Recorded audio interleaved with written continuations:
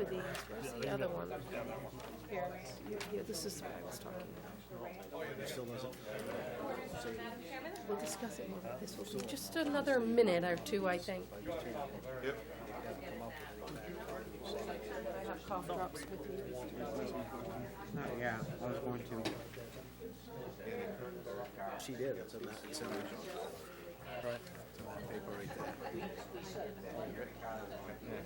I always switch chairs.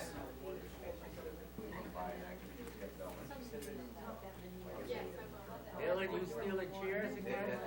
I am. Someone stole mine. That's what I mean. This is. It's just an end run around the voters. You know, they voted no. I want the truth. Yeah. Hey, Roger. How are you? You don't need me after the stuff. If they no, right. But my view is if I would vote no as a voter, I should vote no as a counselor. I mean, you could take a different view. It's certainly, you know, a philosophical thing, but I'm not going to vote yes on something that I would vote no on personally.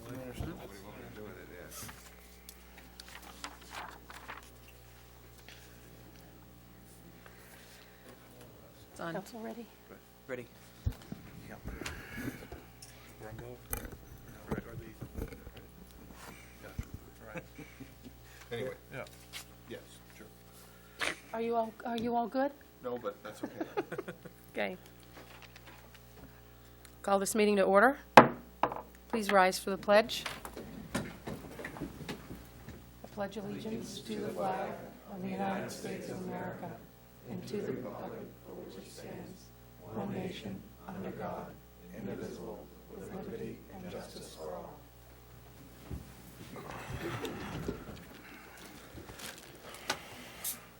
Roll call, please, Twyla. Counselor Garrison, Present. Counselor Lunt, Here? Counselor McTevier, Here. Counselor Bickford, Yeah. Counselor Ward, Here. Counselor Pesky, Here. Counselor Burnell. Here. Thank you. And the first item, please, Twyla. Good news and recognition. Did we have any counselors who have some good news or recognition they'd like to pass on? Not that there isn't any, but okay. We'll move on to the next item, please. There are no public hearings, so we'll move on to the audience participation.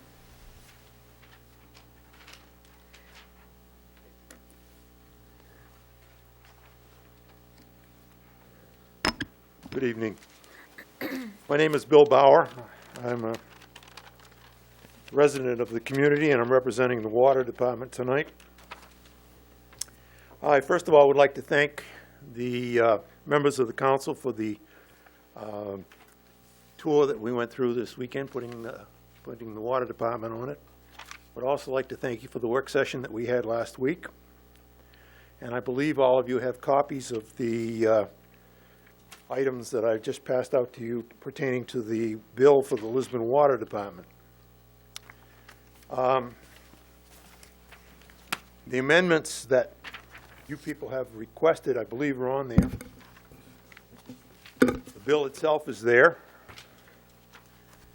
From there, we go to the amendments. And from the amendments, we went on to include the debt structure of the current debt structure of the Lisbon Water Department. And we also have drafted a referendum amendment. I've heard a lot of comments about the fact that if a water district was formed, then the trustees would just push the new water tank through, and the people wouldn't have a chance to vote on it. That's what, so that people will absolutely have a chance to vote up or down as far as a new water tank is concerned. That's the way we wanted it, and that's the way I believe you people wanted it too. The only thing that we're a little bit concerned about with the tank referendum, the way it is that it states in there that all the two of the present tanks would be done away with. That's true, but it's not going to be instant. We've got to work and see how this thing phases out. We would begin to work out one tank, then the other tank. This is the engineers that we've hired to do the work, a very reputable company. they have assured us that we can work this town on one tank. No problems. Now, I've heard promises before that didn't work, so, we'd like to make sure that you understand that just because if the community vote a new tank in, that it's automatically overnight, the other 2 tanks are just taken right offline. We have to work this thing in a little bit at a time.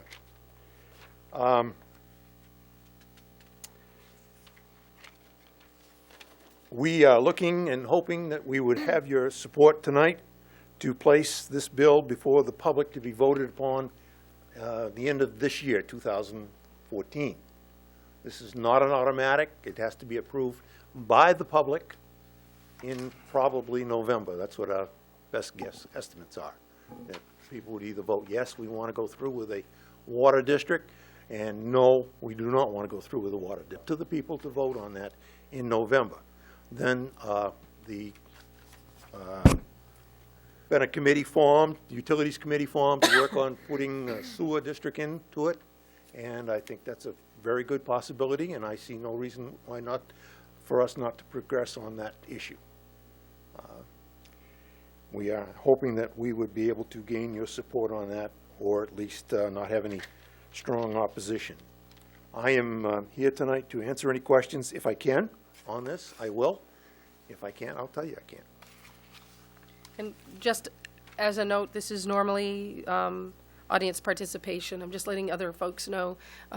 We did talk with Mr. Bauer's office earlier today and agreed that it would be a good time for questions and answers because we're still willing to hear information from him. So do any council members have any questions for Mr. Bauer? I do. I have one.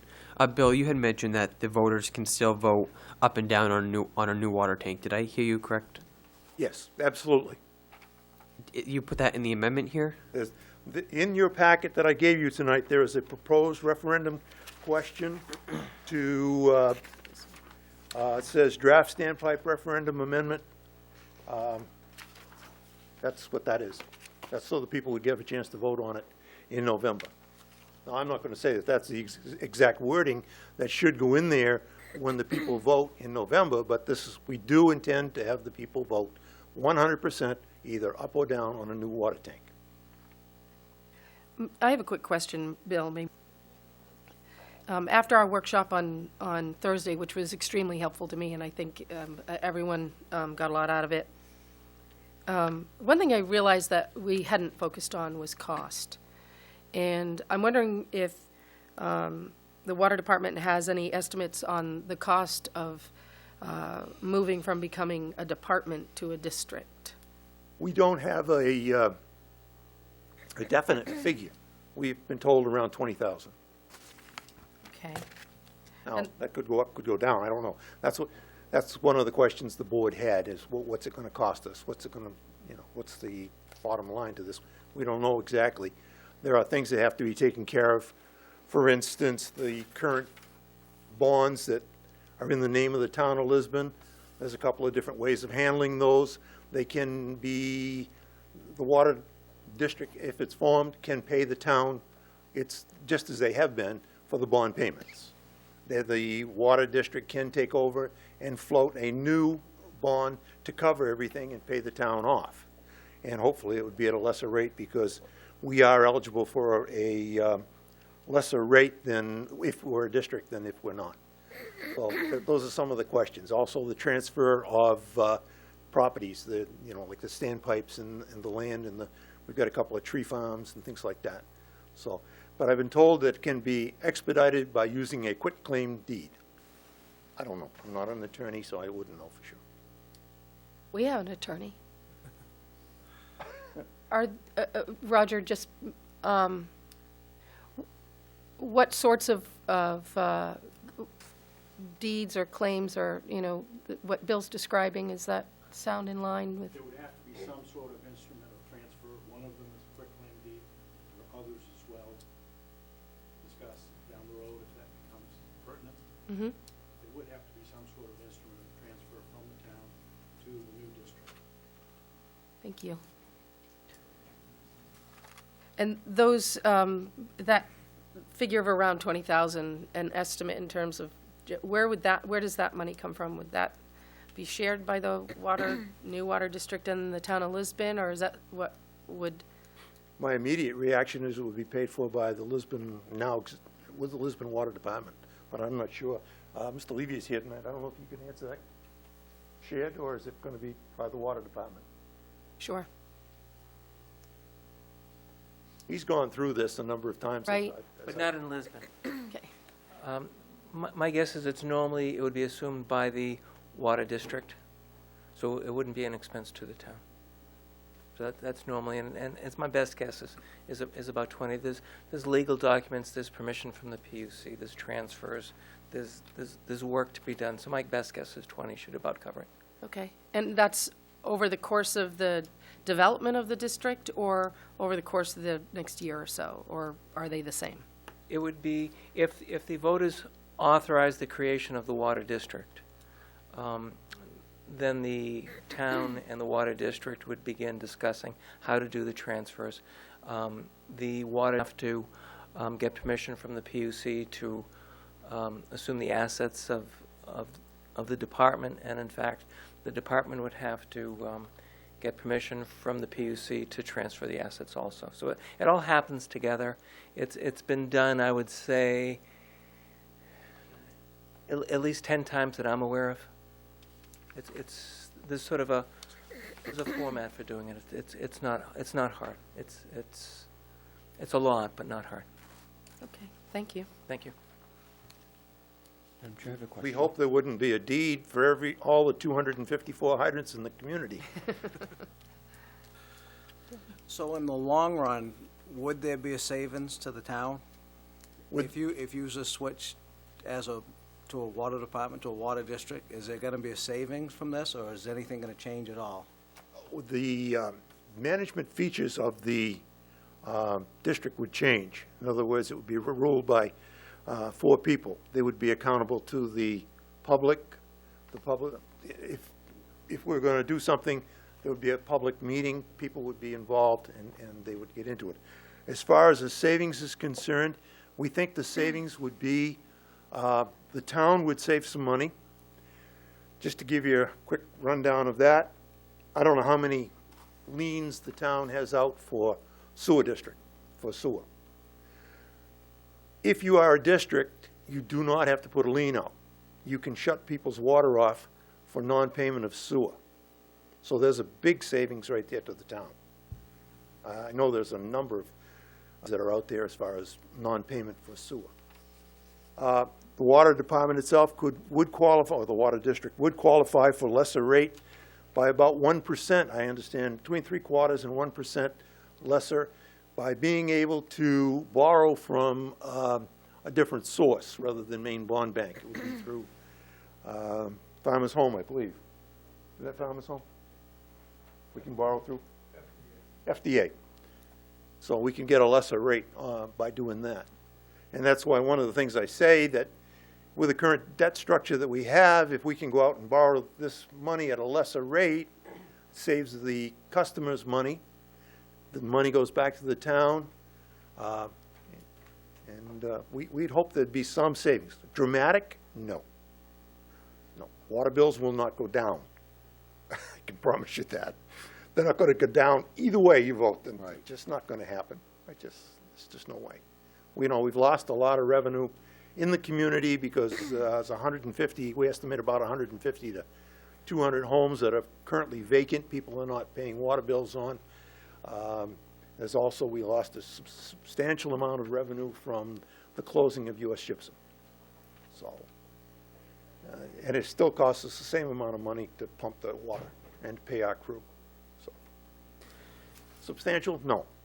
Hopefully, some, yes. Yeah, I've got a question for you, Bill, on the debt structure. In your first item there on the amendment, it says that the debt limit of the district shall be $5.75 million. Right. And in your statement you gave us on the debt totals here, you had the par value debt total is at $5 million, and the outstanding balance is at $3.45 million. And that's there's a big difference there. I'm trying to figure out which one of those applies under the terms of the article. Is your existing balance for the total for this 5 million or 3.4 million? Because that makes a big difference in how high the float is on, where you set the debt ceiling. Well, I understand what you're saying. The outstanding balance is what we currently owe. Well, with the exception of the last figure, 650,000, that's for Frosdale, which we have not gone to bond yet, okay? And what the idea behind this, and I'm going to ask Shelley to give you a little bit better insight on this, but the idea behind this is we don't want to have to go to PUC to change our debt structure every time we want to put in a new main. Some of the mains in the town are old and they need to be replaced. That's fact, I'm sorry, it happens. So we don't want to have to go to the PUC to have them change our debt structure each time. So we've got a little bit of a cushion there, or not a little bit, it's a good amount of cushion. So for the purposes of the actual article, the outstanding balance number is the one that matters? That's what we owe. Yes, right. We'll owe after Right, we yes, borrow yeah. the money for that. Right, okay, so that gives you a float of, I'm trying to figure out what that 2.2. exactly. 2.2 million? I don't know if I answered your question. Yeah, okay, I think you did now, yes, Okay. yeah. Bill, I just have a couple more questions. Say the water department went over to a water district. Yes. For the customer, for the water department, would they notice any sort of change in their water source, or will the citizens know that anything is going on for a change in structure? The only change that I think would happen is on the bill head, it would say, rather than the Lisbon Water Department, it would say the Lisbon Water District. The customers, there should be no change in their services. There should be no change in the quality of the water, just because of this becoming a bill. Just because this happening, it's not going to change that. So there should be really no changes noted to the people because of this. And my other question is for the debt ceiling. How was your debt ceiling limit established? How did you guys come up with $5.75 million for your ceiling? Was that the commissioners? Was it Mr. Levy? How was that number generated? I'm going to have to ask Mr. Levy. All right.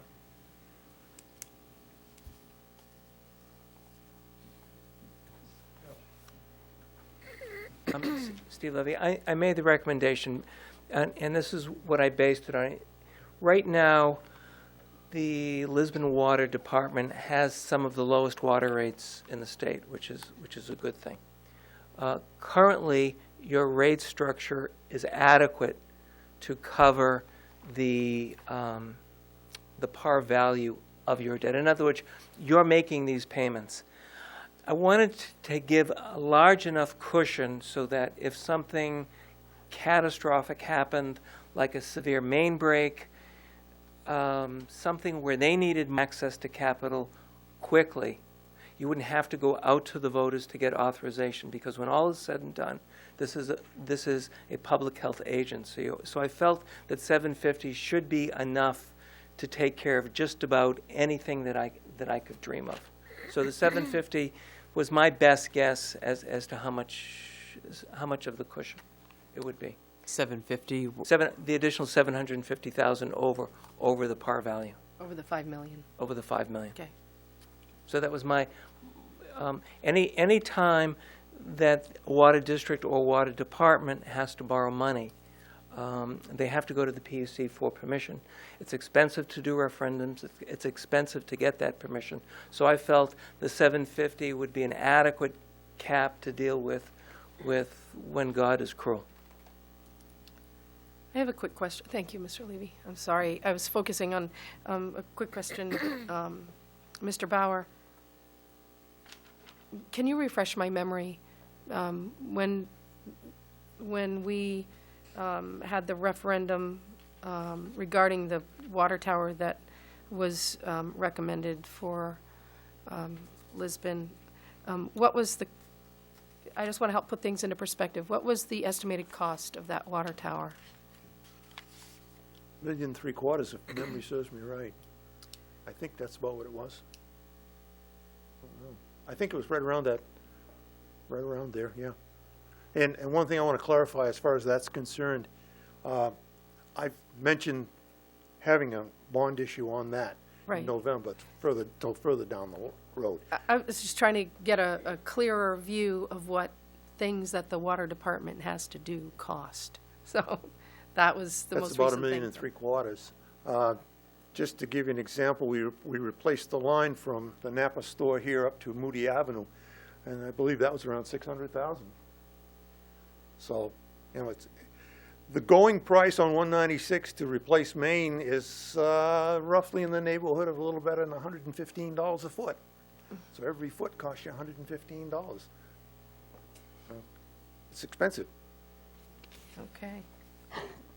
Thanks for your additional information tonight. We appreciate it. And Okay. we appreciate all the work that you've done looking into this for the water department and the Okay. town. Thank you, and I appreciate your time and letting me speak, and I'll sit down. Thank you.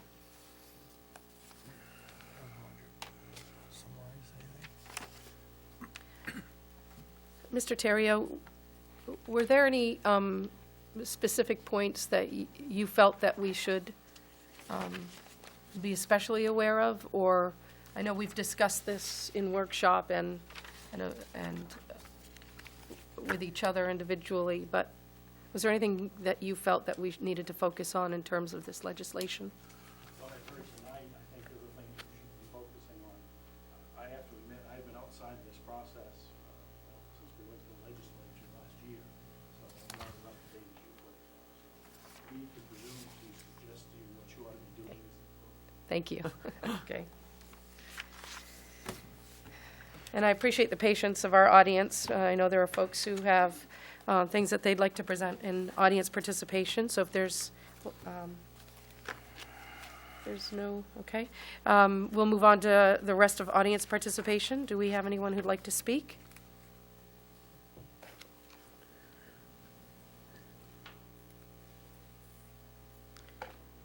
Dorothy Fitzgerald, resident of the town of Lisbon. I attended the workshop Thursday evening with the water department, making the change to a water district from a water department. It was lengthy, it was sometimes confusing to me. There were a lot of things that were brought out. Bill's concise explanation tonight, I think, was very good.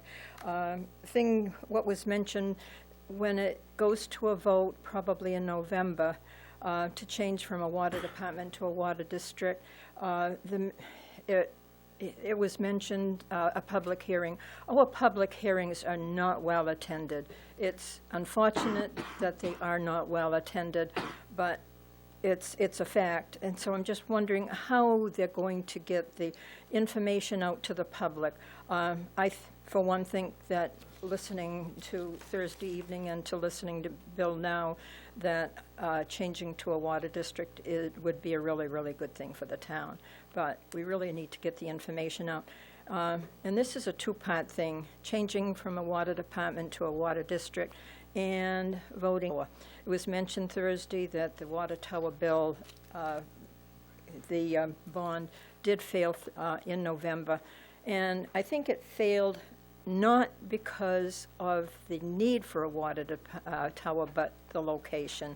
And unfortunately, the location that they want to put it in is probably the best location, so this is a two-part thing. And public needs to be informed somehow and educated and enlightened. Thank you, Dot. Is there anyone else who'd like to participate? Hearing none, we'll move on to the next item. Audience response? Well, since both speakers talked about the water department, and we'll probably talk a little more about it, I think nobody will mind if we just move forward. The next item? Yes, please. Consent agenda, Order 2014-9, to approve the minutes of January 3 and January 7, 2014. Do we have a motion? Make a motion to accept. I'll second. All those in favor? Order passed, 7-0. And the next item? Under Council Orders, Resolutions, and Ordinances, Order 2014-10, set 2014 delinquent tax rates. Thank you. And I think Mrs. Malloy, are you?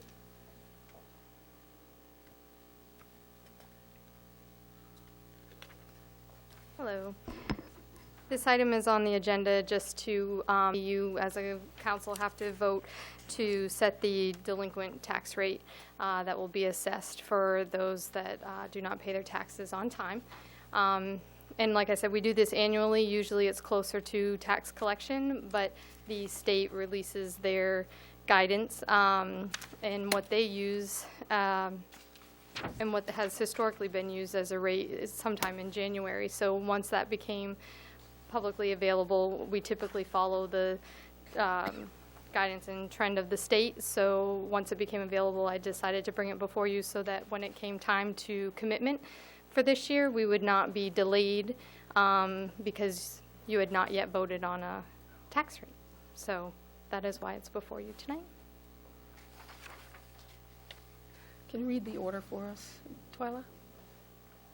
Is it just as is? It's just to set the delinquent tax rate at whatever you decide, whether it's the 7% or the 11 or 12 or whatever. That would be the motion that would be appropriate. The 7% is what you have in front of you as the most recent one from the state. That's what we've had for the last 3 years, I believe, anyways, and seems to be the standard at this point. Is that what you would recommend? It is. Okay. Currently, we're at 7%. Yes. Okay. Do we have a motion to set? I'll make the motion to. I'll second it. 7%. Okay. Second it. All those in favor? Order passed 7-0. Thank you, Jessica. And the next item, please. Order 2014-11, backhoe bids.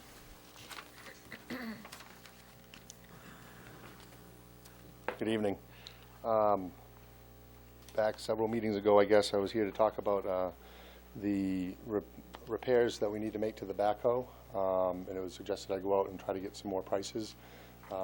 During that process, I did confirm with or talk with the mechanics a little more, and initially I was given the impression that we needed to send this work out, but we decided to look at the possibility of doing the work in-house, which gave us another alternative to the initial direction that we were going to go with sending the case to Beauregard, who we felt was going to be the only bidder. Did send out an RFP that's included in your packets to 4 different dealers: IHM Used Parts, I think they're in Kentucky, Beauregard, Case of New England, and Town Line Equipment Sales. We did only receive 1 bid, and that was from Beauregard. I did receive an email bid on January 2nd from IHM Used Parts, and that was for just the part itself. And based on Beauregard's prices, they had sent. I'm going to just talk about the new steel boom that Beauregard submitted and the steel boom from IHM Used Parts, because that's the direction that we feel we should go, based on the material itself. The base bid was just for the component. And then I asked for a bid alternate to include the installation, so that way if there was more than one vendor that wanted to send a price for just the component, then alternatives on having it installed. The base bid from Beauregard for the new steel boom is $68.94, and IHM Used Parts is $55.25. Based on those prices and the fact that the crew feels that they can install it themselves, we recommend that we go with IHM Used Parts for $55.25. And it's going to be approximate. They gave me an approximate shipping cost of $275, so that's included in the price, but that may vary just a hair. And the items in stock, so we can have it shipped and put in the next, well, depending on the weather and everything, we can have it put in a pretty reasonable amount of time. So I'd like to move forward in that direction if that's possible. Any questions from council? This one looks pretty good. I appreciate that you split it up into the service and the parts, and we're able to find a way for us to save quite a lot of money. That was the original estimate that we had. That was and actually Beauregard's prices were pretty much the same. The original estimate that we were looking at was the $14,028. yeah. So we'll save quite a lot. Yeah. I appreciate that. So we are. Any other questions or comments? Brian, No. do you believe the $275 shipping is going to be adequate? It was $420 through Beauregard. That's what I was asking, because Yeah, what I did is I included the shipping prices that Beauregard provided in the base bid amount. 'cause we So had to that get they the- kind of, well, a little bit more to ship it. So And they wanted more for the, the 275 should be adequate to ship it. that's what, I mean, that was the estimate from the supplier, so we'll see. I mean, based on our zip code. Thank you. Awesome. Thank you for going back out to research it and No save problem. us about $10,000. So we are looking for a motion to accept the bid from the, is it IMHS, is that what it is? IHM used parts, IHM. Hickory, Kentucky. Make a motion to accept the bid from IMHU Parts for $5,250 and $275 for shipping. I'll second that. All those in favor? Order passed, 7-0. Thank you, Ryan. Thank you.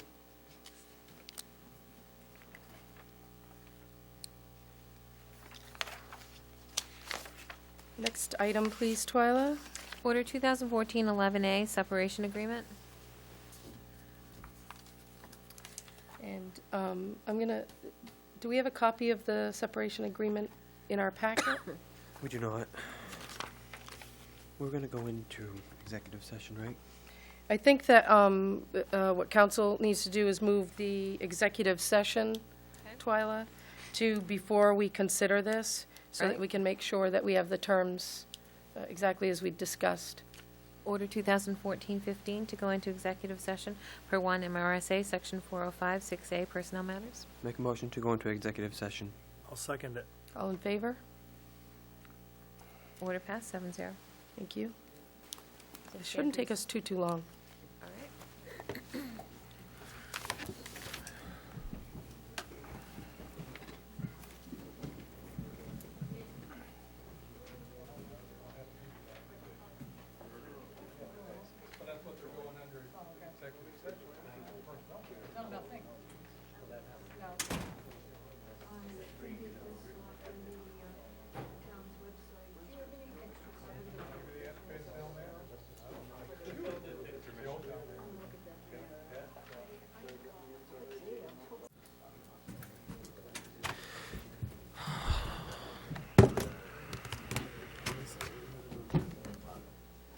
That's going to go in. It's not on here, but we are going to discuss it. The PUC. So like, go to in Augusta, that's supposed to be the regulator for all the utilities and. Because they don't have any any competition. Right, that they have to prove, okay, it's a benefit. Do we have to come out of, we already came out? or do You we- already Really came out of increase the executive rates, right. session. Yep. Okay. You can just resume the meeting, and Cover their I can reread your order if you like. We have to rely on them. Right, it's just a commission up in Augusta. Order so- 2014-11A, Okay. Yes, separation please. agreement. Okay. Thank you. We'll start up again. Order 2014-11A, the separation agreement. Thank you, Twyla. This separation agreement is between Mr. Eldridge and the town of Lisbon. It will become a public document once it's been signed by all parties, and everyone will be able to see it.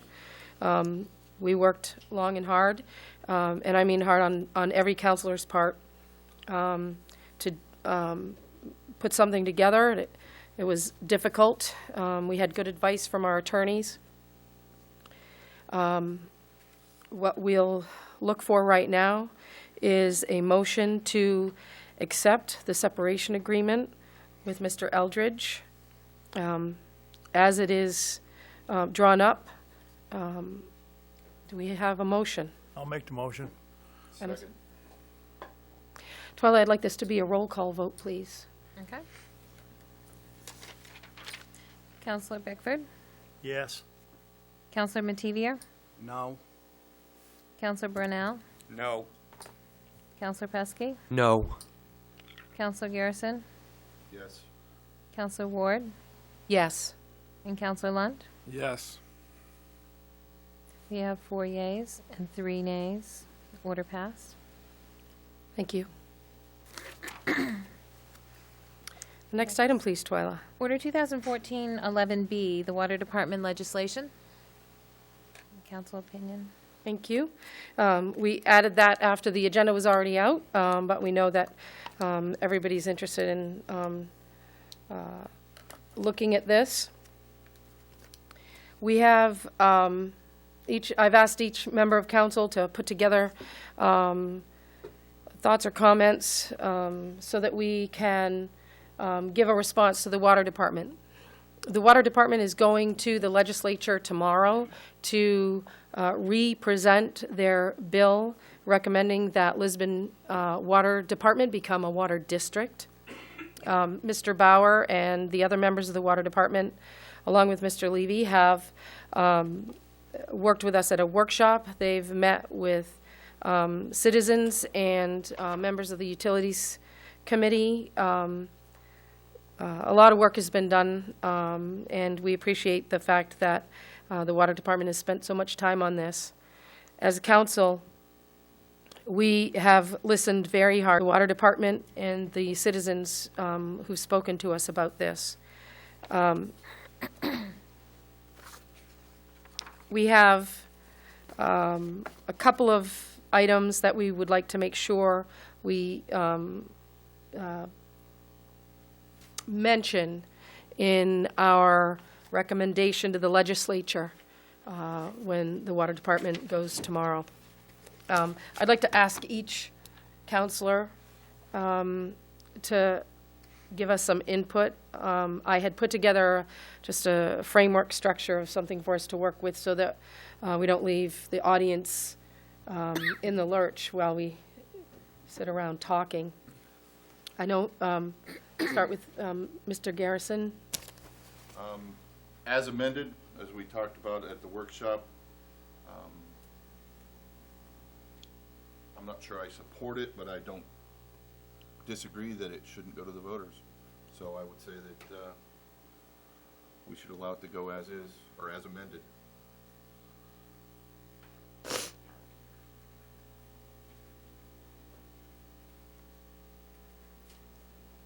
Mr. Lunt? I think the idea of making a separate water district makes a lot of sense, and I support the idea of where they're going forward with that. I'm just a little worried about the bond issue, and I'm still kind of concerned there that the citizens in Lisbon are going to feel this is an end run around the water tower issue, and that people are going to vote no for that. So I have a real concern with that, that right now that anyone bonding through the town has to have a vote if it's over 100,000, but there's no limit now. On this system, it would give them a very big float there. Once they pay that down, they have a huge amount of float there. So I would really not support it in its existing form, but I'm certainly supportive of the general idea.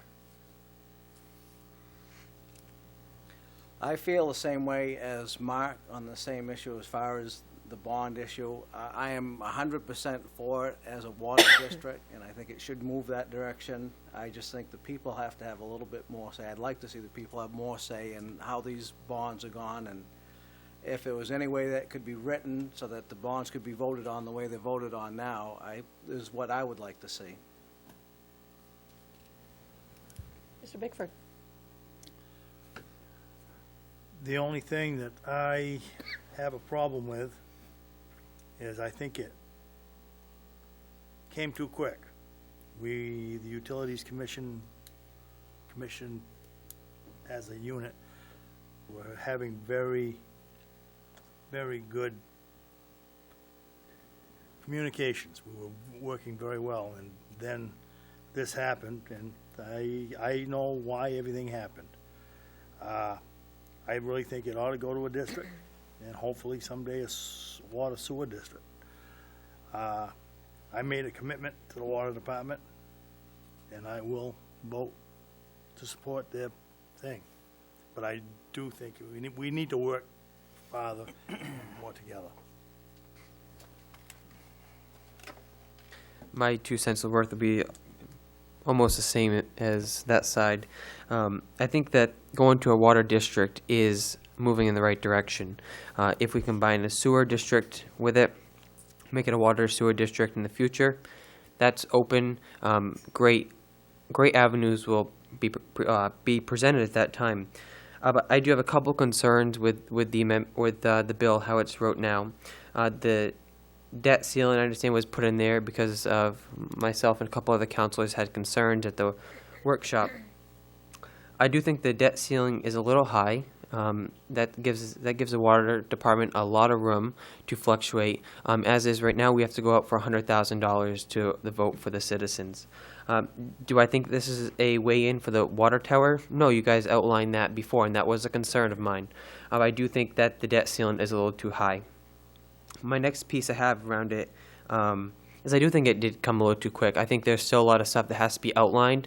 What are the differences with the water department? How will it operate differently than how it does now? How is the structure going to change? There's a lot of unknowns, and I think that there's a lot of homework that still needs to be done, and a lot of stuff that still needs to be researched. But I do not not support a water district, but not right now. I do not, and how this bill is wrote, I would not support this. Mr. Brunel? I'm not sure how much I can speak about it because I do work for the water department as well. So I always believe in putting it to the voters. Let the people decide. Thank you. Sure. I'd like to say, Bill, no matter which way it goes, I hope that we can still work together and really go for this, because I really think this is a way to go for the town.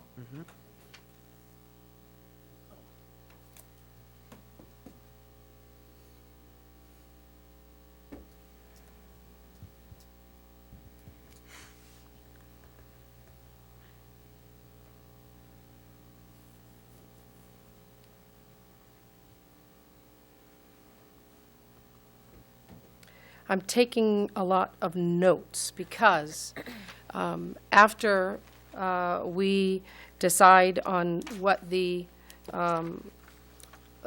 message that we as a council would like to send to the legislature is, then we will, as a council, sign this message so that we can make sure that our legislators know exactly how we feel.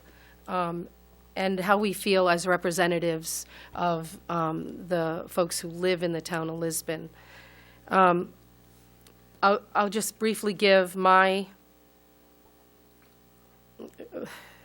my view, a lot of discussion and debate between and among councilors, and also, and good and healthy, not in a bad way, with members of the community, with the water department. I have not, I've never had Bill or anyone else not try to answer a question I've had. And in my view, the water department views this as something that they think will be positive for the town of Lisbon. So as I stated at our workshop, we have two issues. One is that the citizens of Lisbon in an earlier election, when the citizens were asked in a referendum whether they would like to make the water department a part of the town departments, the voters said yes. And then when the council worked with our local legislators to develop a bill to bring to the legislature. When they arrived, they found that the water department had found somebody else to do a bill for them too. That's just how it appeared. And so now we had two bills in front of the legislature, in front of the committee, and they decided that they would accept one, work it out at Public Utilities Committee meetings, and that when we had worked out our differences and decided what would be best for the town of Lisbon, then we could come back with those amendments. The bill that we see before us today has been amended as of the workshop that we had on Thursday with council. I didn't see any other changes in that bill made as a result of discussions with the Utilities Commissions. I didn't see any other evidence that the town of Lisbon, the residents of Lisbon, or the ratepayers of Lisbon were going to have any savings or increases in efficiency. And I don't see that I am doing what the voters who voted for me want me to do if I don't support what they already voted for in a previous referendum. So I see that we don't seem to have a consensus on the council for supporting the bill. We don't seem to have opposition to the idea of forming a district among council, but I think that we're not convinced that there's any reason to do it. I mean, if you're going to make a change, it needs to be for a positive reason. Are you saving money? Are you becoming more efficient? Are you streamlining services? What is happening? And I have not heard once in all of the discussions that we've had any answers to those sorts of questions. So yes, the water department within the water department might run more smoothly if it's a district, but why would we do it why are we making a change that could conceivably cost us money? We already asked about that. It's going to cost us, in Mr. Levy's estimation, around $20,000. So, well, okay, there's $20,000 it's going to cost somebody. It could conceivably be us. It could be half us and half the water district or department. I don't see as clear enough a plan of what to do as I would like to see. So I agree with Councillor Garrison and Councillor Bickford that we still need to do more work to do what's right for the entire town, not what's right for the water district, not what's right for Lisbon, the town of, but for what's right for the citizens of Lisbon. And I'm going to say that if we go through this rough draft that we have, we will include the language that the Lisbon Town Council, after serious discussion and thoughtful debate, doesn't see its way to either support or oppose this bill. It could be that the water department is has perfectly good reasons to create a district, but I don't see the reasons other than we can get a little bit more money, but they already told us that they try not to go to the 30-year limit if they don't want to. So why would they go to the 40-year limit on their bonds? So I just didn't feel a clarity of purpose and a clarity of reasons for the citizens of Lisbon. So we'll say that we don't oppose or support this legislation. I don't know why we can't work a little bit more. I think Mr. Bickford is more than willing to work on this some more. I know that the water department folks have put a lot of time and energy into it, and I hope that they feel the same way. All good points, a high debt ceiling, moving quickly but not making any progress, even though there were plenty of meetings. And may be that a water district is in the future for Lisbon, but it may not be that it's in Lisbon's future for the near future. So we'll agree that the voters will make the decision.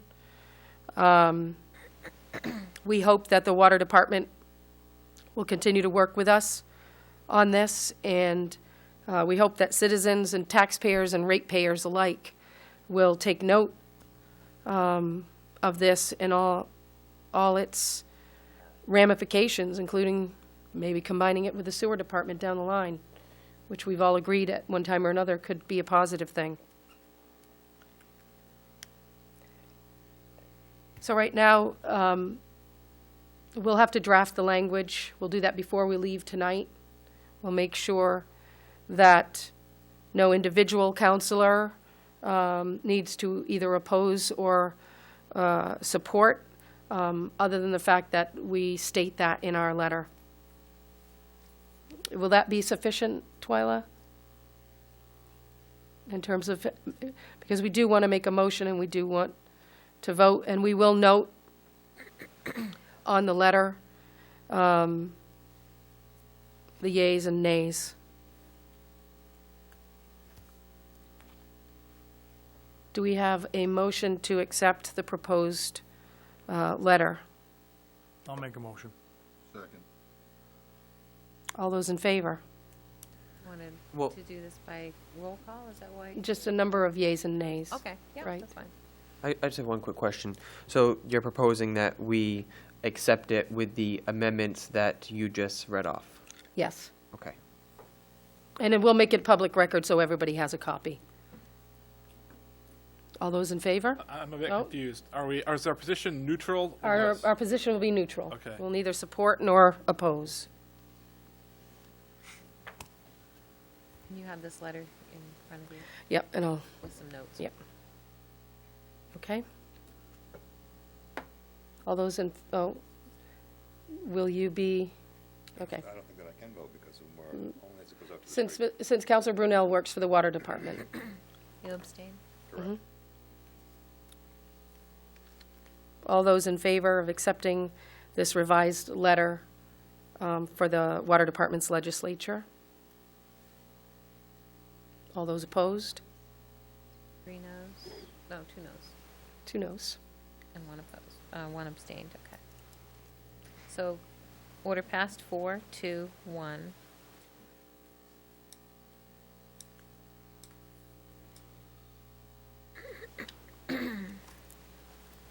It'll be 4-2, I believe. Or And 2. 1 abstained. right? 1, right, 4 to Oh, 1. yeah, Yeah, okay, one yep. abstained. So just, Thank you. All right. Next item of business, please. other business, Finance Director's report.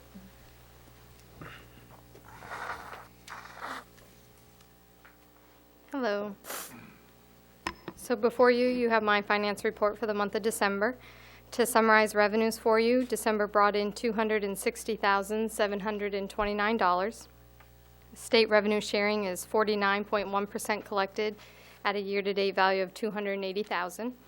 Our 4-year average collection rate at this point in the fiscal year is 47.8. So again, as I say every month, from a percentage standpoint, we are on track, if not slightly ahead of collections. Unfortunately, we are also on a reduced sharing plan with the state. So just always like to reiterate that. Hopefully it's not getting mundane for you. Excise tax is 47.9% collected with $577,000 year-to-date. Again, our 4-year average collection at this point in the fiscal year is 46.3. So we're looking to be right on track, if not slightly above, for excise tax collection as well. In December, we also received $102,000 in the Betty reimbursement revenue. This is a state reimbursement program for business equipment tax exemptions. And we also received $15,000 for State Road Route 9 maintenance. And that is what I have for you for revenues, unless you have questions for me. I think we're good. Okay. Moving on to expenses. The total expenditures for the month of December were $341,236. Of this, our personnel $213,000, or 62% of the total. This includes both wages and benefits associated with personnel.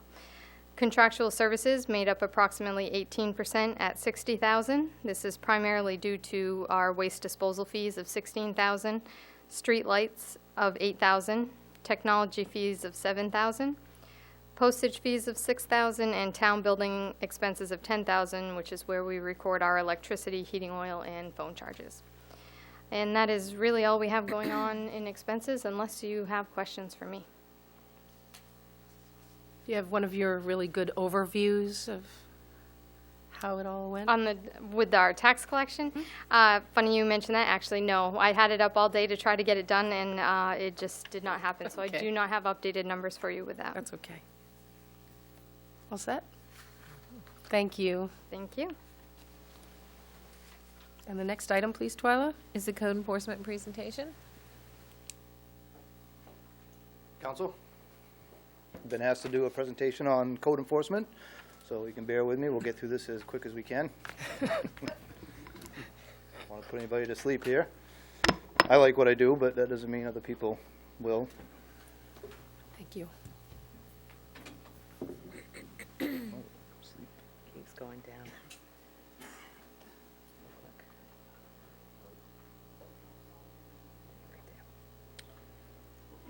We want to hit the lights, or we all see this good enough? Should be pretty good at half power.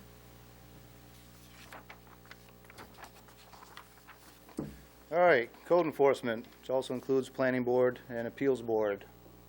So, apologize if I go too fast, you can ask questions at the end or stop in between slides, but I've timed it out, so I'll probably keep going during each slide and ask questions after if you want. So, municipal code enforcement in Maine dates back to 1954, when the legislature passed a requirement for the inspector of buildings. That wasn't supposed to happen. Municipalities with a population of 2,000 or more must provide for the inspection of buildings. Maine law requires that any individual employed by municipalities as a code enforcement officer must be certified by the state, and a municipal CEO must be recertified every 6 years. So for certifications, there's 12 categories: land use, shoreland zoning, residential building, commercial building, residential energy, commercial energy, those are the new MUBEC codes that are in place, residential ventilation, commercial ventilation, residential radon, legal, LPI, or licensed plumbing inspector, and building inspector, and certifications from the state for those 12. Enforcement. Enforce shoreland zoning, which is regulating land use activities within 250 feet of great ponds, rivers, wetlands, tidal waters, 75 feet of streams. Land use regulation, enforcing local zoning, state, federal regulations that impact development and land use, such as subdivisions, driveway entrances, signage, nuisances, dangerous buildings, junkyards, health laws, hazardous waste, natural resource protection, endangered species, wildlife habitat, erosion control, stormwater management, and aquifer protection.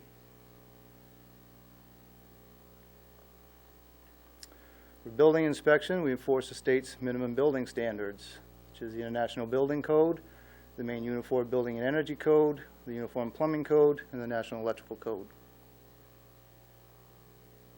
Internal plumbing, we improve all internal plumbing work and file reports with the Department of Health and Human Services. External plumbing, we approve all external plumbing work and inspect the installation of all septic systems and file reports with DHHS.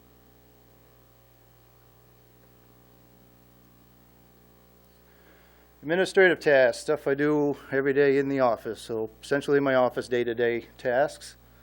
Those are going to be answering technical code questions, researching legal questions, reviewing applications for development, consulting with different residents, landowners, business owners, writing reports, issuing permits, tracking the permits and the required inspections that go with them, work with local departments, public works, water, police, fire, and local municipal committees, boards, and associations. Also work with a lot of state agencies, MMA, DEP, DOT, DHHS, State Fire Marshal, and many others. Field work, stuff we do out on site. It's going to be investigating land use complaints and violations, performing required building inspections, which is 3 to 5 on average per job. Same with internal plumbing inspections, 2 to 3 on average per job. And wastewater for private septics, 3 to 4 on average per job. Do a lot of inspecting of vacant, neglected, and dangerous properties. Investigate tenant and landlord complaints. Assist owners with technical land use and building related questions. Assist local and state agencies where needed. And annual inspections and renewals. What we do for annual inspections are victualers, food, alcohol establishments, junkyards, mobile home parks, And one I just became aware of, wasn't aware of, is pawnbrokers as well. So those are annual inspections that we have to do in combination lots of times with the health inspector that does their portion of it as well. So I also do a lot with the planning board. Code enforcement's responsible for a lot of the planning board stuff. Essentially, just to give you an idea with the planning board, how it's made up, members are appointed by the town council for a 3-year staggered term, routinely meet on the second and fourth Thursday of each month. Special meetings such as site visits and hearings can be scheduled at other times. The board is tasked with reviewing the capital improvement plan each year for consistency with the comprehensive plan. And the board maintains the comprehensive plan and develops and maintains all of the land use ordinances. It also reviews subdivision, conditional use, and other applications as may be required by state law, town charter, and its own bylaws. My role as code enforcement officer with the planning board is to act as an administrator to the board, work with the owners in preparing cases for the board, provide support for the board and the owners or applicants in regards to ordinances and codes, and prepare the agendas, site visits, workshops, notifications. That sort of right is the current makeup of the planning board as we stand right now. I think we have only one expiring this year, I think. Yeah. Appeals board, same thing with Board of Appeals. Members are appointed by the town council for a 3-year staggered term. The board meets on the third Monday of each month as needed. The Board of Appeals decides on administrative appeal and variance appeal requests. And again, my role as code enforcement officer is to be an administrator to the board, work in preparing cases for the board, provide support for the board and the applicant's owners, and again, agendas, site visits, workshops, whatever is needed. And on the right is the appeals board current makeup. So I think next week will be my first year here for Lisbon. Loved it, still do. Some of the achievements in this past year, obtained all the required certifications in less than 6 months. I was glad to get that behind me. Established shoreline zoning districts to allow for more development opportunities. Helped develop the Route 196 master plan. Created all new forms and applications and are currently making them available on the town website. Ongoing, never ends in regards to trash, litter, junkyard, vacant properties. That number is probably well over 40 since I did this slide, but it definitely keeps me busy on that end of it. Ordinance review to bring into compliance, timber harvest and shoreline zoning are the 2 that we tackled this year and got them taken care of. And continuing education, taking courses and classes in soils evaluation, wastewater, and building codes. So that's some of the stuff I've done the past year. Some of my goals moving forward for this year, some of the biggest targets that I'm trying to work on is complete ordinance review, really going through the ordinance top to bottom. We're taking bite-sized pieces, reviewing it, make sure everything matches up to different land use charts and things like that. A new fee structure, I think this is an important one that's going to be coming pretty soon to the town council to cover actual costs for building inspections, planning board, board of appeals, and other required applications. It's well outdated, and essentially the town goes upside down anytime application comes in. All permits available online, trying to make that very user-friendly on the town website. And I'm going to graze over this one right now, but the GIS integration, complete mapping overlays, that's going to be coming to you pretty soon. It's almost complete right now, which is going to be a pretty awesome tool in regards to some mapping that we have done showing all of our districts and overlay zones that you can just pop on the computer screen and it overlays them. So. Design standards, we're working on that and coming up with an ordinance to deal with existing, new and existing commercial development. A property maintenance ordinance to help deal with vacant properties. I think a number was thrown out earlier with 200 something in town, and a lot of people don't realize how many actual vacant places we have out there and the need for having some ordinance language to deal with them.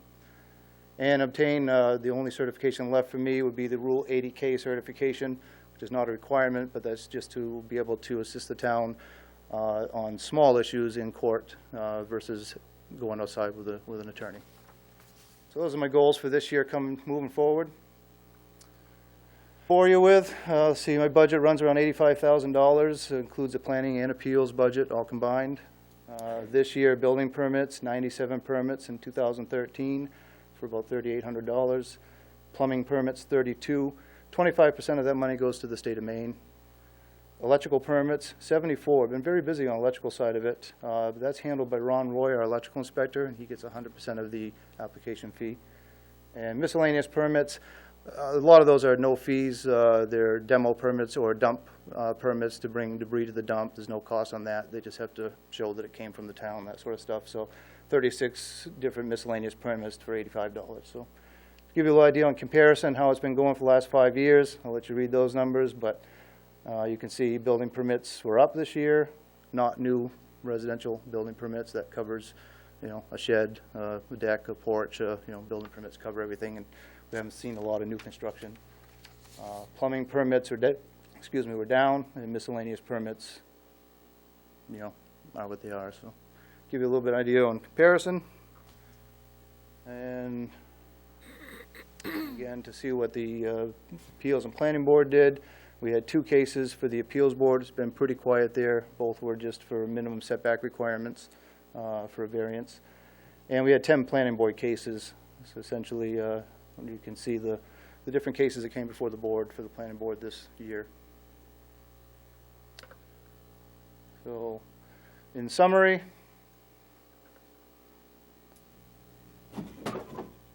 so the code enforcement officer administers laws relating to land use, building codes, zoning ordinances, main plumbing rules.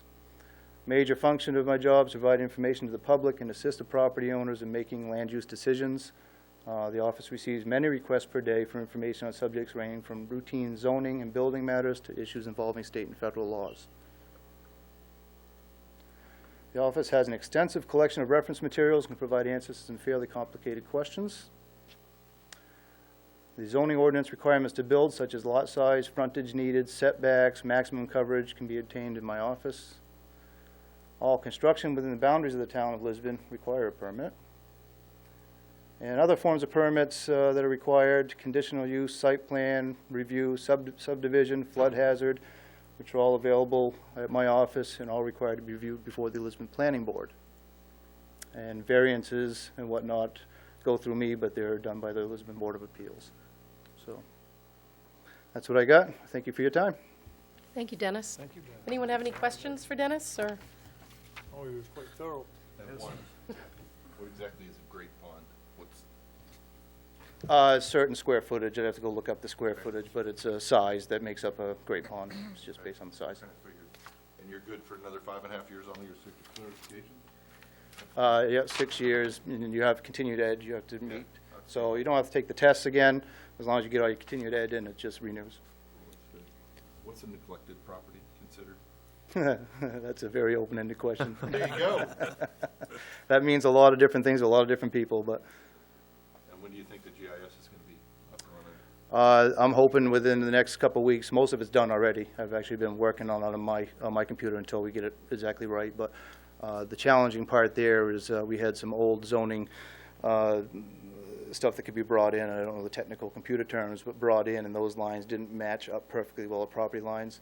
So the person that's doing the work is actually going through every single law in Lisbon and make sure those lines are dead on perfect. 'Cause the idea is we're going to be able to bring up, say, shoreline zoning, and I can zoom right in on Google Earth and see where the house is in relation to the floodplain line, and actually it's going to be, so those lines have to be perfect, and we're just about there. So I expect it within the next couple of weeks, but the idea would be when it's done is I'll probably come to the town council and I'd like to kind of show you what we have there, because it's going to be a pretty neat tool. So. Look forward to it. Thank you. All right. Dennis, are all building permits sent to the planning board, or is it a certain square footage and above that have to be sent to the planning board? No, a majority of building permits are done through my department, but it all depends on the size of the project. Commercial projects, and then there's a breakdown on so many square feet before it goes to planning board, or land, as far as how much land you're disturbing. Great, thank you very much. This is very helpful for me, at least, because you're going into budget season, to understand what all the different departments go through every day. So thank you very much. All right. Thank you, Dennis. Thank you. Next item, please, Twyla. Economic and community development presentation.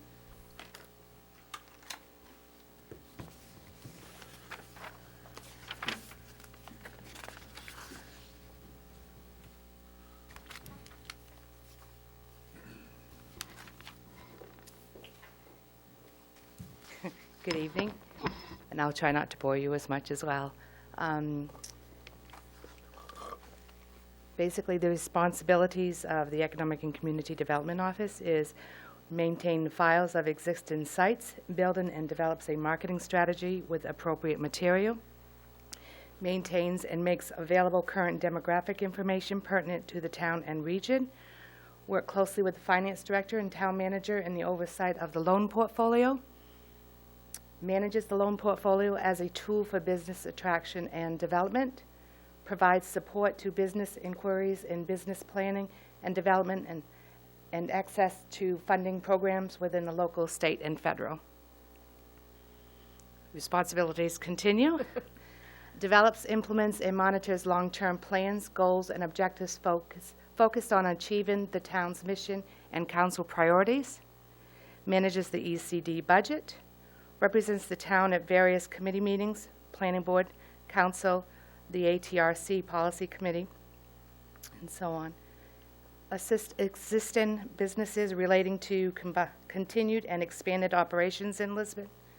Establishes and maintains a business attraction program to encourage to the encouragement of new capital investment in the community. Researches and prepares grant proposals and applications, contracts, and other documents of necessary community services. And some of the administrative tasks behind the scenes: preparing the department's budget, reporting quarterly state reports, create agendas for the Moxie Festival, create agendas for the Healthy Main Street program, creating promotional materials, press releases, and maintains the CED and town social media site. This has been very successful. We have probably over 400 that like us. So this has worked out well in getting information out. Some of the activities include what I've been working on is organize and archive the ECD files. This has been ongoing when time allows.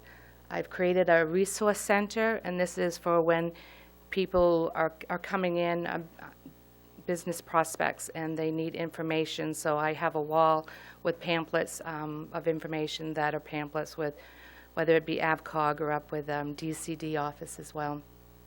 Went through the IRP audit through USDA. That was very successful. I just had to make a couple adjustments on the application. Continue to work with the revolving loan fund committee on loans, business assistance meetings. I've been here for about 7 months, and I've been working with at least about 14 different people interested in, from small to large businesses looking to open up business or needing assistance in expansion. So that's been pretty successful. Working with the planning board on the Route 196 master plan and design standards, and the ASET, which is the Active Communities Environment Team and Wellness Team. These two committees have been combined, so I work very closely with Mark on that. Chair to the Moxie Festival, and started a business breakfast forum, and that was very successful. We had about 25 people that attended, different businesses. They want to do this on a quarterly basis, and looking at the next one to be in April. Lisbon Career Development Center. In 2012, Lisbon received a $20,000 CDBG public service grant. In July 2013 was the purchase of the laptop computers, as well as the construction of the countertops for the center. And also during that month was the hiring of Christine Maddy, who is the Career Center consultant. August 5th was the ribbon cutting, and August 6th was the opening day. Since the opening, there has been 10 individuals who have benefited from the center, and some have gone on for further education, as well as those who have secured employment. I've just put out a flyer and a press release that's going to be going out that Christine is going to be doing a resume writing course next month, so February 18th, so that will be going out. Lisbon Healthy Main Street. This is all part of the Downtown Network program. And the mission statement is creating vibrant downtowns through community leadership, focused on development place-based worksite wellness.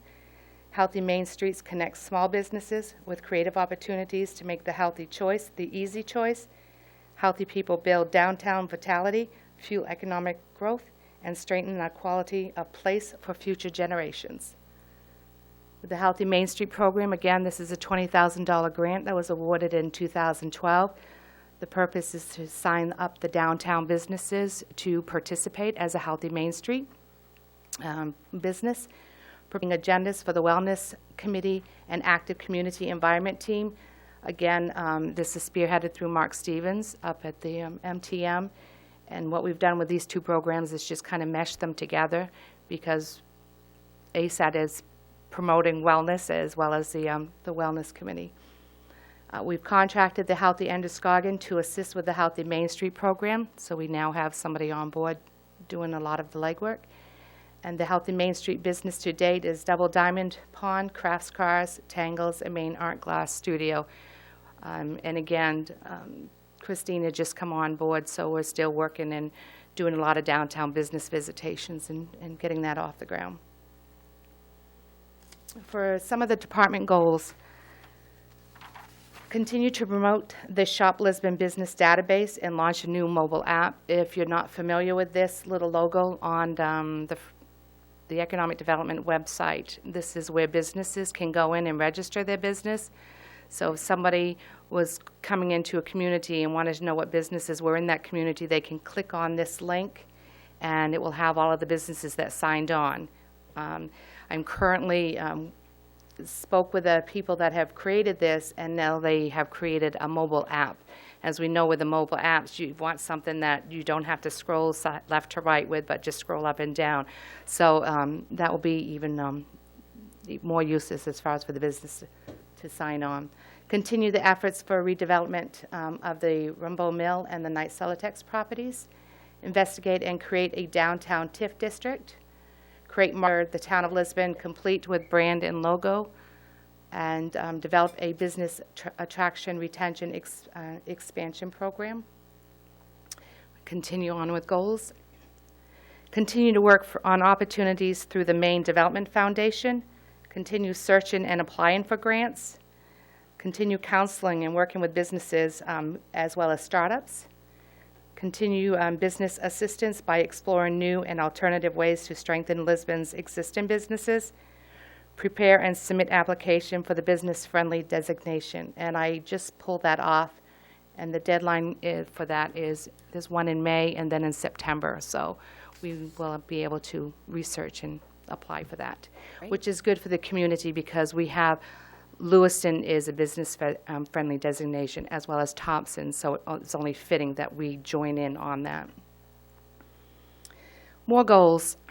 Continue involvement with the regional and state economic and community development organizations. Continue to focus on the agriculture and natural assets of Lisbon's. This is regarding farmers market, river access, trail connections, and Beaver Park.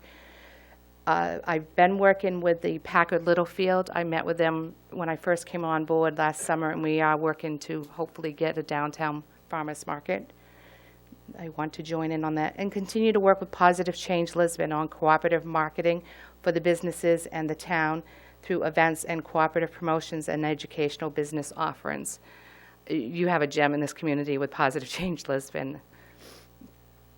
Create a real estate binder of all commercial buildings and real estate available. This worked out great. I had a call today and I was able to pull out the binder and says, okay, this is the property, this is contact person, and email that person right back. So that's important to have that.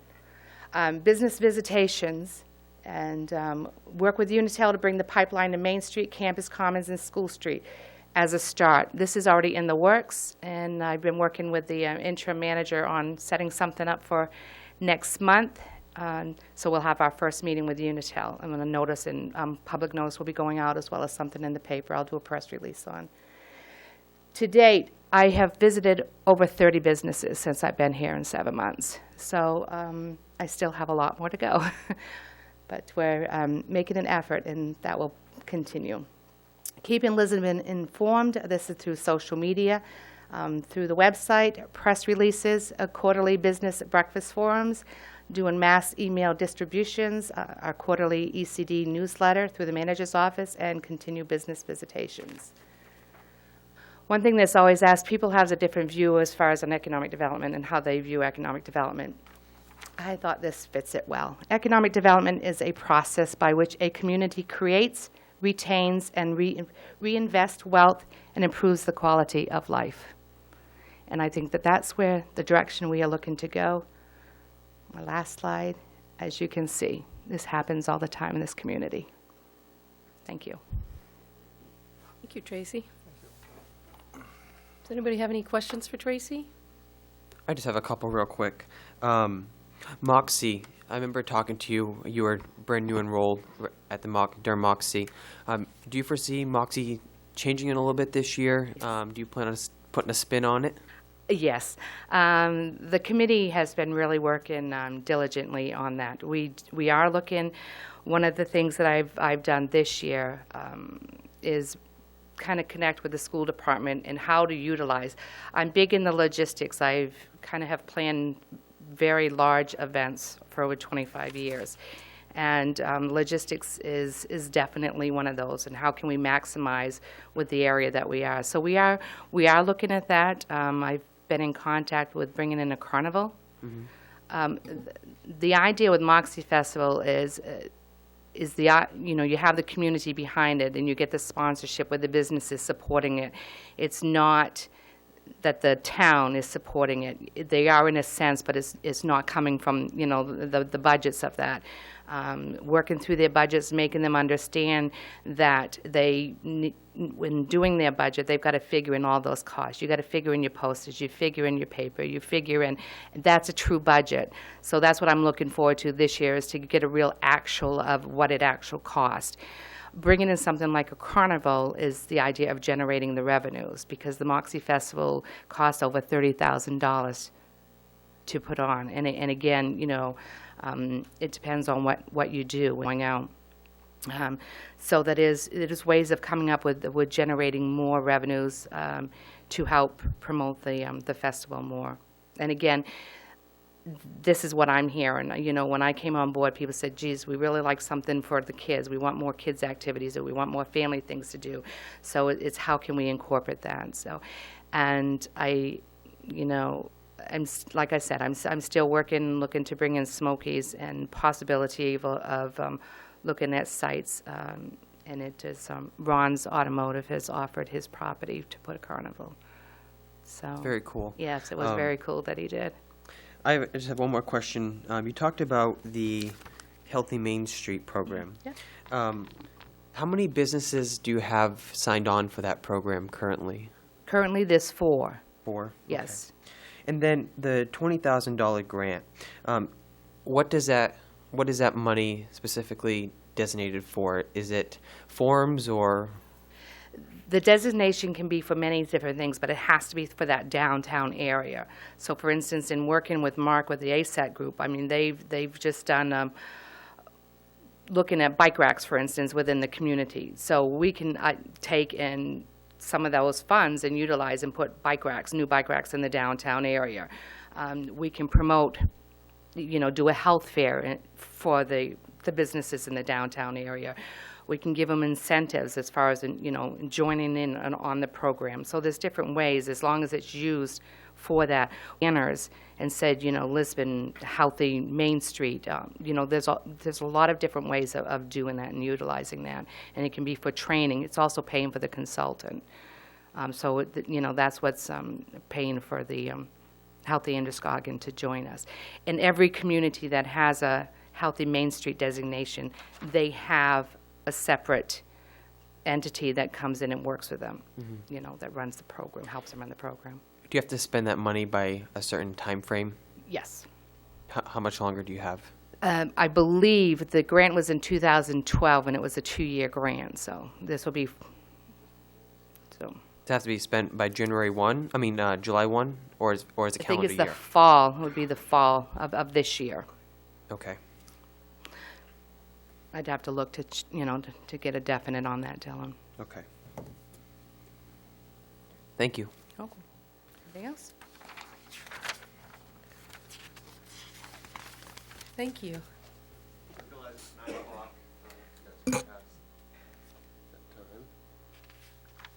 I'll try to blow through as much as I can. A lot of information.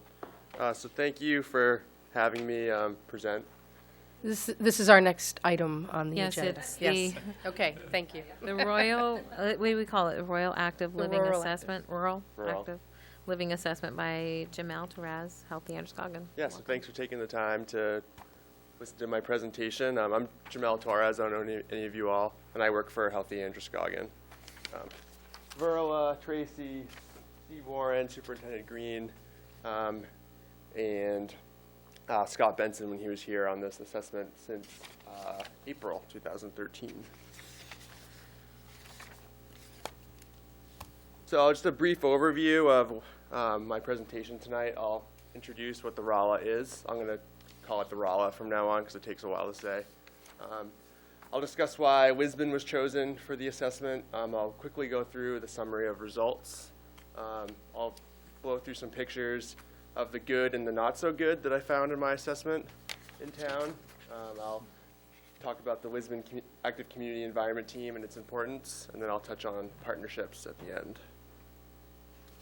So the RALA was actually designed locally by the researchers at the University of Southern Maine.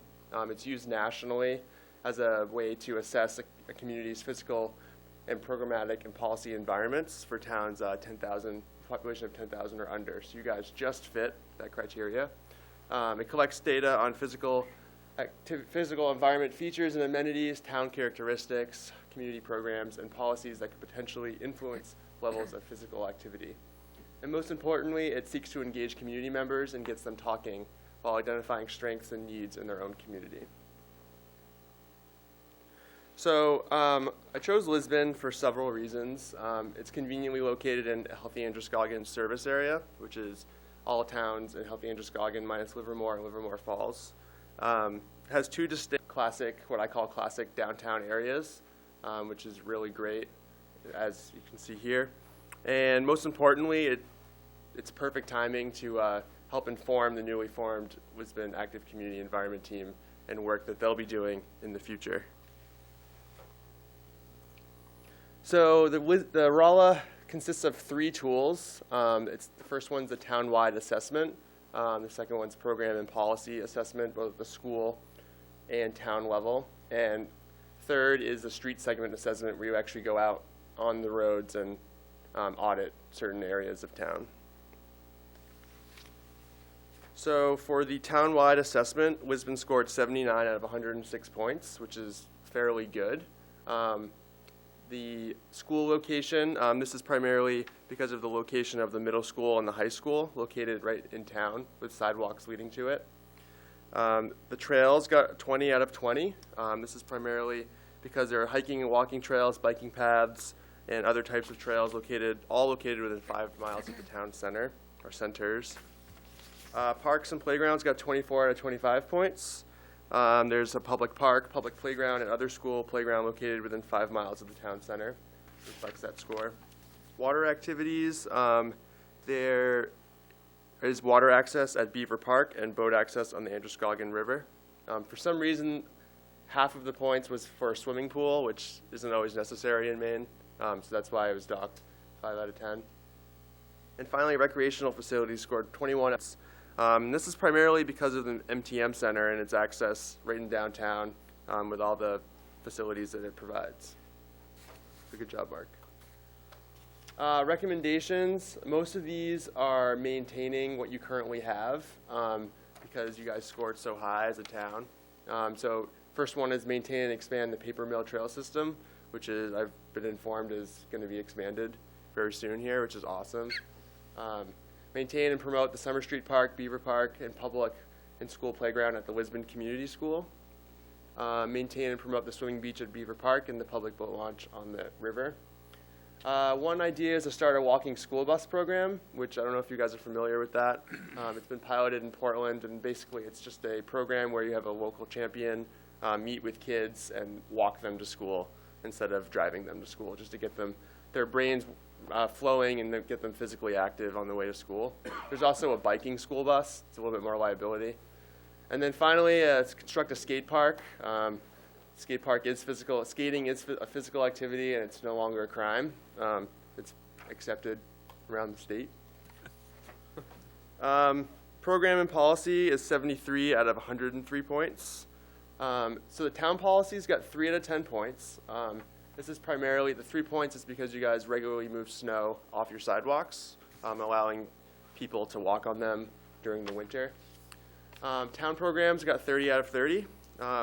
This is because of your public rec department, physical activity programming for youth, both public physical activity resources available to youth outside of programming, and you offer scholarships and a sliding fee for lower income residents. There's also organized transportation systems that help children participate in this programming. School policies also scored 30 out of 30 points, primarily because schools in Lisbon allow public access to their rec facilities, such as fields and courts, during after-school hours. And they also offer a late bus school option, a school late bus option for students participating in sports after school. And school programs got 10 out of 30.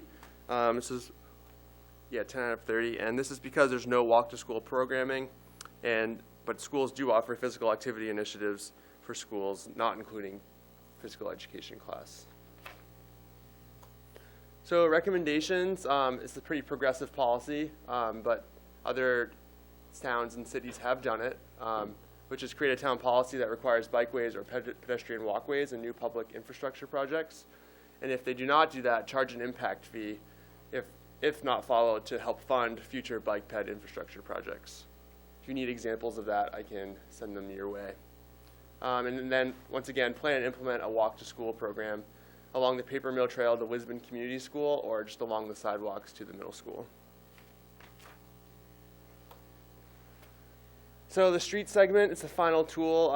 Along with Verla, we went through 13 town center zones, 6 segments in the thoroughfare zone along 5 separate neighborhoods, and then the isolated school zone at the Lisbon Community School. So now it's the fun part, it's just pictures.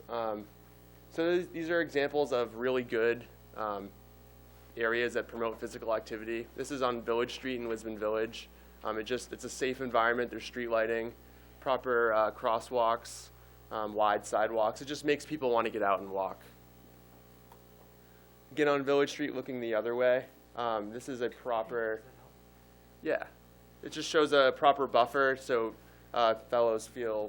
folks feel comfortable walking on the sidewalk with buzzing cars going by, and also there's a very well-marked shoulder for bikers as well. It's a really well-designed street. This is along Mill Street with the Paper Mill Trail, just showing you guys the proper signage so when people do cross, motorists are aware. The road could be narrowed, what we call a road diet at the crossing, but that's a really good example of alerting motorists that people will be crossing. So now we'll move into the not so good or the bad. So this is an interesting area that I found while walking around Lisbon. It's a crosswalk to no sidewalk with a crossing signal that literally leads to grass. And right now there's a snowbank, so if you're blind and you are going across the road, you end up running into a snowbank, and that's not very safe.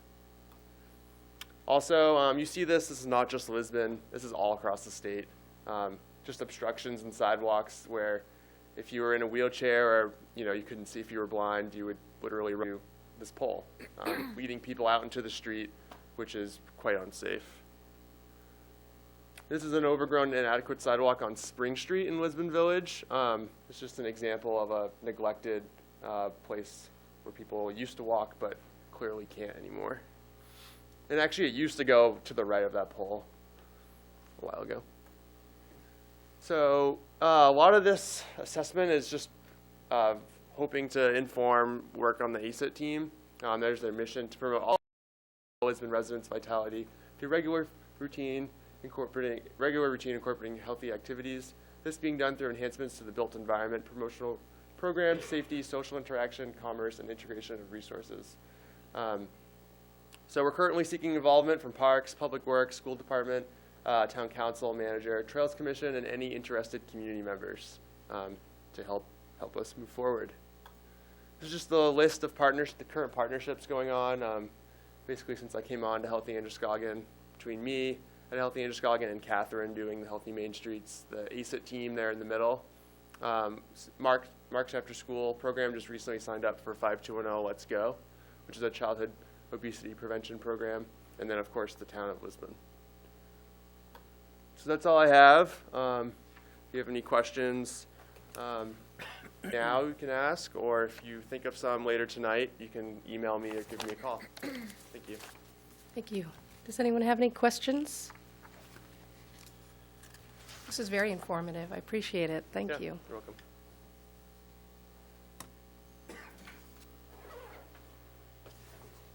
Our next item, please, Twyla. Is the assessment for the 2014-15 capital improvement plan?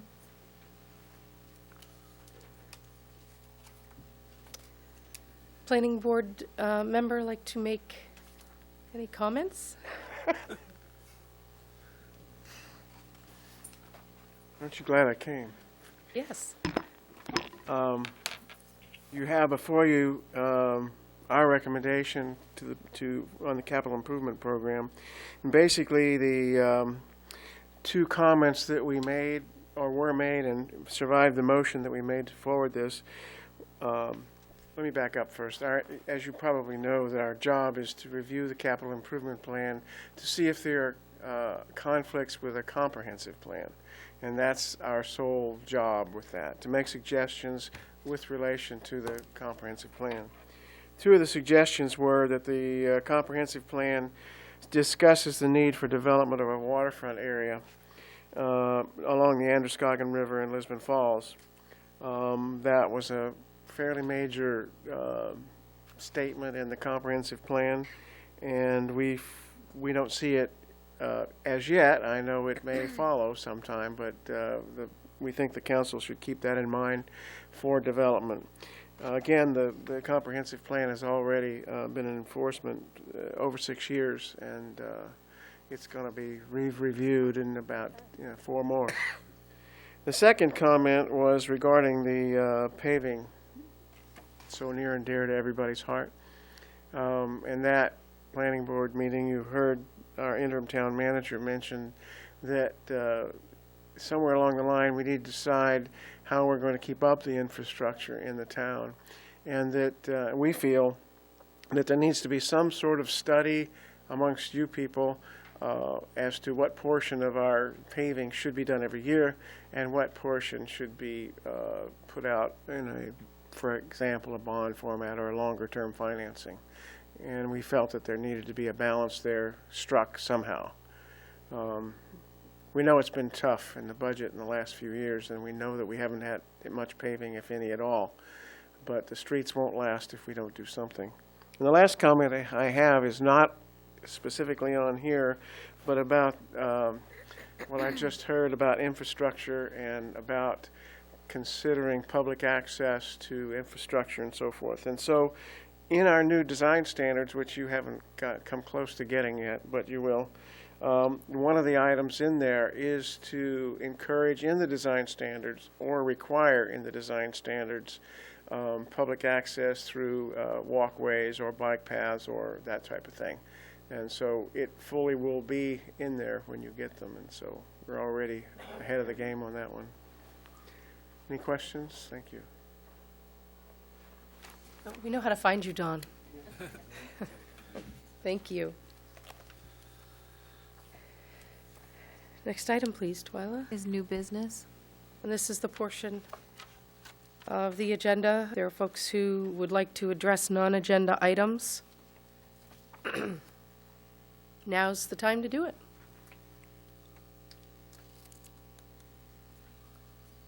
Looks like we're all set. Next item, please. Council response. Well, I guess that's that. And the next item. The appointments. Order 2014-12, ABCOG General Assembly, 1 regular representative. Can you read the next item also for us? Order 2014-13, the ARTC Policy Committee, 1 regular member as well. I think that we need to move those to another meeting, to table it for another meeting. Yep, move to a future agenda. Yes, please. Yes, please. No one's opposed. All right. The next order is Order 2014-14, the ARTC Technical Committee, one alternate member. And we have one alternate member. I lost my note.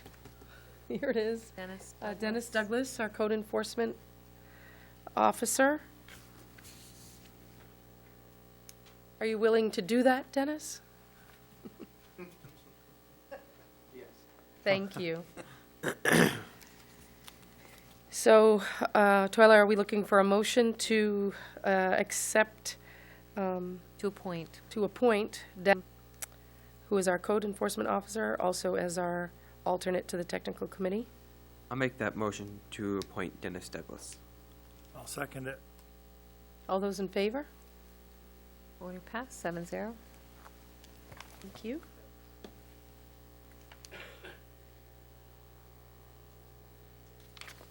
Next item is council communications. Council communications.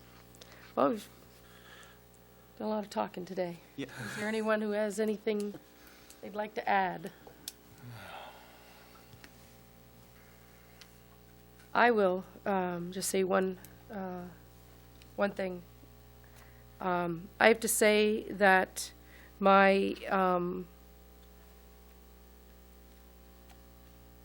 my confidence in this council, after some of the hard decisions we've made over the past couple of months, and some of the difficult executive sessions and discussions that we've had, and the individual discussions we've had, and the agreements and disagreements, I have to say that I am incredibly pleased with the moving forward attitude and the willingness to work together and to come to compromises when needed.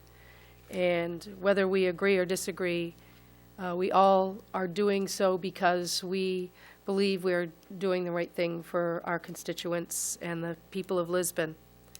And I'm chair for a short time, but I see a strong budget season moving forward, and I appreciate it from not only members of council, but the staff here at the town office. And I just want everyone to know I appreciate that.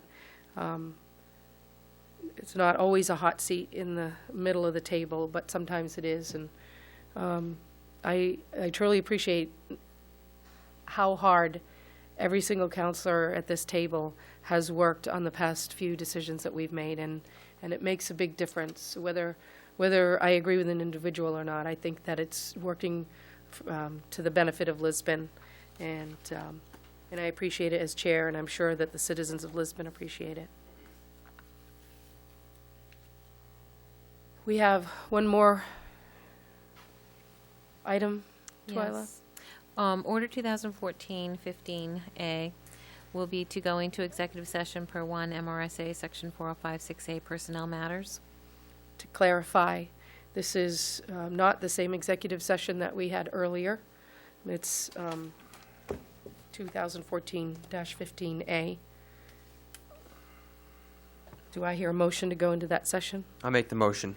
Second. All in favor? Order passed, 7-0. Will you be taking a motion when you come out? We will not. Okay, thank you. Thank you.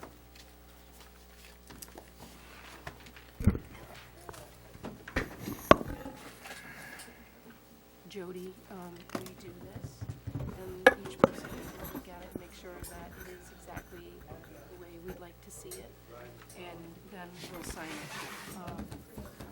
And it will have the vote as